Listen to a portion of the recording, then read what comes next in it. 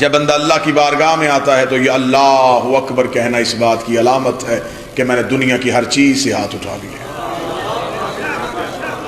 یہ بھری بڑی ہے دنیا، رزق مال سب کچھ، یہ میں نے ہاتھ اٹھا لیا، مجھے کچھ نہیں چاہیے، مجھے صرف تو چاہیے۔ یہ دیکھ ہر چیز میرے پاس ہے لیکن مجھے نہیں چاہیے، یہ میں نے ہاتھ اٹھا لیا۔ اب تو میں مان گیا ہوں یہ کچھ بھی نہیں ہے، یہ ساری چھوٹی ہیں، تو بڑا ہے۔ جب اللہ کی بڑائی کا اعتراف کر کے بندہ کھڑا ہوا تو خدا نے کہا اچھا تو آ گیا ہے تو میرے گھر، الحمدللہ میری خبر ہے میں کون ہوں، رب العالمین۔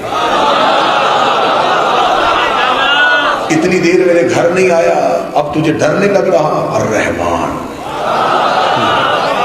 تجھے یقین ہے کہ میں تجھے معاف کر دوں گا، الرحیم، تجھے میری طاقت کا اندازہ ہے، مالک یوم الدین۔ اب چاہتا کیا ہے، ایاک نعبد، اور مجھ سے کیا چاہیے، ایاک نستعین، کس بات کی مدد، اہدنا الصراط المستقیم۔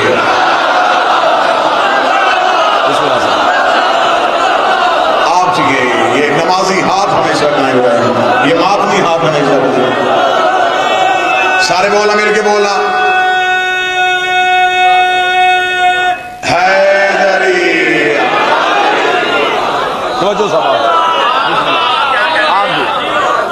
اہدنا الصراط المستقیم۔ اچھا تو ان کا رستہ مانگ رہا ہے، جانتا ہے یہ کون ہے، صراط الذین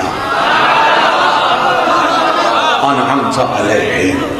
اگر میں تجھے ان کی محبت دے دوں تو ادھر تو نہیں جائے گا، غیر المغضوب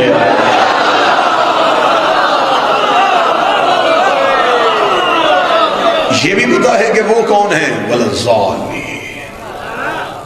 خدا کہتا تجھے تو ساری ہی باتوں کا پتا ہے، پھر اس کا مطلب ہے کہ تو میری بارگاہ میں آ گیا، سبحان ربی العظیم۔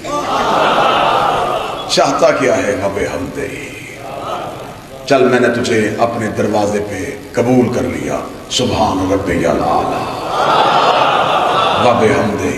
تو وہ پچھلے گناہوں کا کیا ہوگا، استغفر اللہ۔